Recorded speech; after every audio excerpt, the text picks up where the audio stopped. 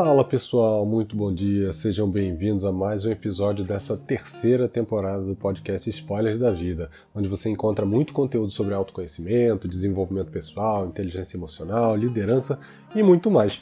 E se você ainda não se inscreveu, fica aqui mais uma vez o convite para você fazer parte dessa galera que não quer deixar de evoluir toda semana. E no episódio de hoje, nós vamos falar sobre a lei de Yerkes-Dodson. Já ouviu falar? Não tem problema. A partir de hoje você vai saber e vai entender por que algumas coisas na nossa vida acontecem quando a gente está mais sob pressão, né?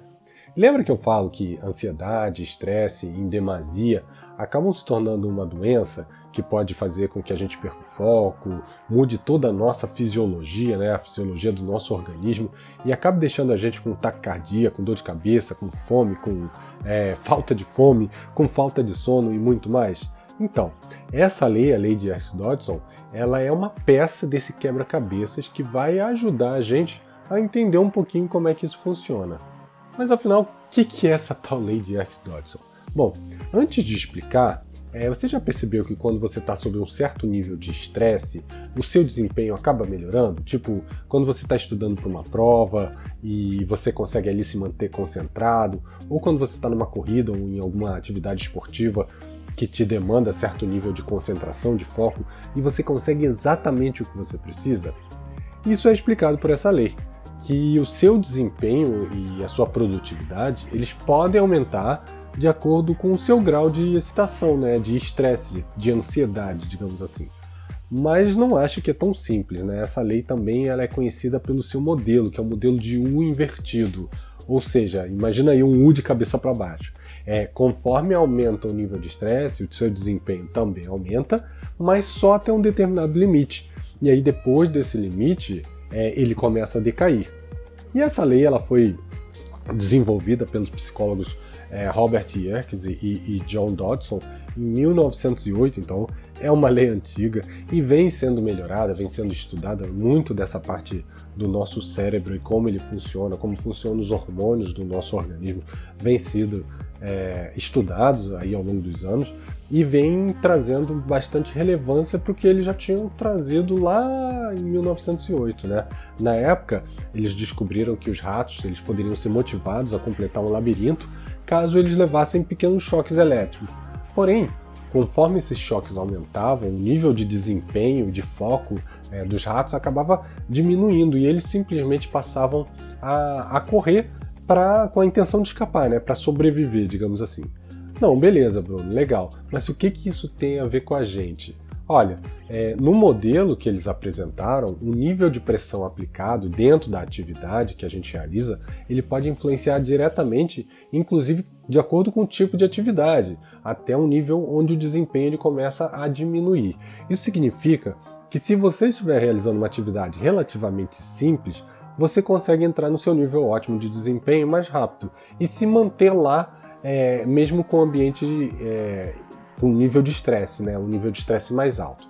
Já se você estiver realizando uma tarefa mais complexa, você acaba precisando de um estímulo ambiental mais forte e faz com que o seu limite dentro desse contexto de estresse, de excitação, de ansiedade, acabe sendo menor naquele topo e aí começa aos poucos, né, a tirar o seu foco e diminuir o seu desempenho. Ou seja, o estresse fazendo atividades como arrumar a casa, tirar a cópia, fazer comida, ele não vai influenciar tanto no seu desempenho. E se você estiver, por exemplo, estudando, já é o contrário, alguma coisa que é mais complexa, o nível de estresse ambiental ele vai influenciar bastante. Mas o que acontece, pensando assim, o que acontece quando os seus níveis de estresse são muito baixos ou muito altos? Bom, se eles forem muito baixos, você não vai se sentir à vontade para realizar aquela tarefa, você vai sentir falta de energia, de motivação, você vai procrastinar. Já se os níveis forem muito altos, você vai ter dificuldade de se concentrar o tempo suficiente para completar aquela atividade. Então, tanto níveis muito altos como níveis muito baixos, eles acabam sendo problemáticos. E aí você imagina num gráfico, né, onde ele vai subindo, chega num ápice e começa a descer. E imagina uma área central, onde é a sua área ótima. Do lado esquerdo desse gráfico, você vai ter pessoas que têm desafios, mas que elas não veem a razão para trabalhar nessa tarefa. Lembra aquele conceito que a gente já falou em alguns episódios anteriores, do flow? Aqui é o momento em que você vai fazer de forma mal feita ou nem vai querer fazer atividade. O meio do gráfico é onde você está trabalhando com a sua máxima eficiência, é aquela linha central do flow, quando o desafio é compatível com as suas habilidades, e o tempo e o nível de estresse, enfim, é um ambiente ideal, quando se está suficientemente motivado para trabalhar sem que você esteja sobrecarregado. E do lado direito do gráfico, é onde você começa a ceder à pressão, a ficar sobrecarregado, e aí o seu foco, o seu desempenho, eles desavam. Aqui no Flow é quando o desafio é maior do que se pode realizar. E segundo os autores desse estudo, existem 4 fatores que podem influenciar diretamente nessa relação entre o estresse e o desempenho. O primeiro desses fatores é a complexidade da tarefa, como eu falei. Quanto mais complexa e desafiadora, ela acaba exigindo que você tenha mais atenção, e a própria tarefa, por si só, já gera um nível de excitação, de estresse, que pode te ajudar a chegar no ponto ótimo, mas também pode ser aquele transbordo do balde, né? Já as tarefas simples, elas podem se tornar monótonas e fazer com que esse nível de estresse necessário para atingir aquele flow nunca chegue. Então você nunca vai ter vontade de realizar aquelas atividades mais simples. Às vezes você vai fazer simplesmente porque é necessário. Um outro ponto que influencia, um outro fator que influencia, é o nível de habilidade. Assim como na dificuldade das tarefas, o nível de habilidade ele influencia na capacidade em lidar com aquela atividade e, consequentemente, em lidar com a pressão para realizar aquela atividade. Se você der uma atividade super desafiadora para um indivíduo que tem as habilidades para realizar essa atividade, mesmo que ela seja complexa, isso vai ser um desafio e ele vai lidar melhor com essa ativação dos níveis de estresse e ele vai conseguir executar essa atividade e eventualmente chegar até no nível de flow dele. Já se você pegar essa mesma atividade e passar para alguém que não tem as habilidades necessárias para realizar, essa pessoa ela vai se sentir incapaz, ela vai se sentir ansiosa e mais propensa a desistir. Então o nível de habilidade para a realização da tarefa é um outro fator que influencia bastante.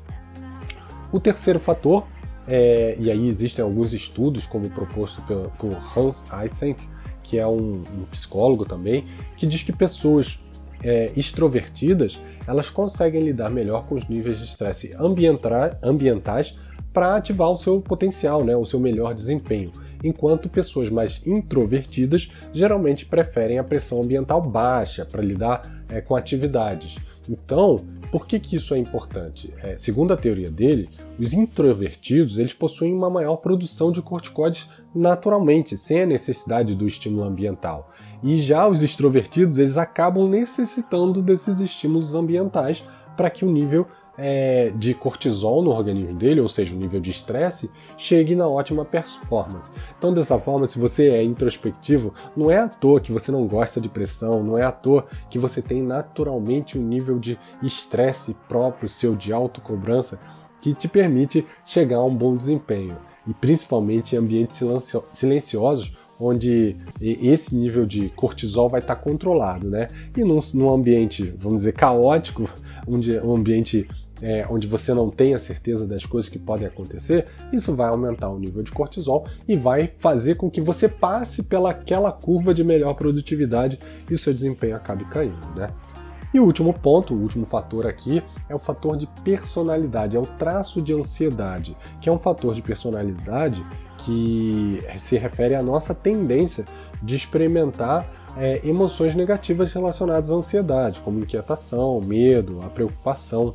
E isso também está relacionado muito à confiança que a pessoa tem em si mesmo.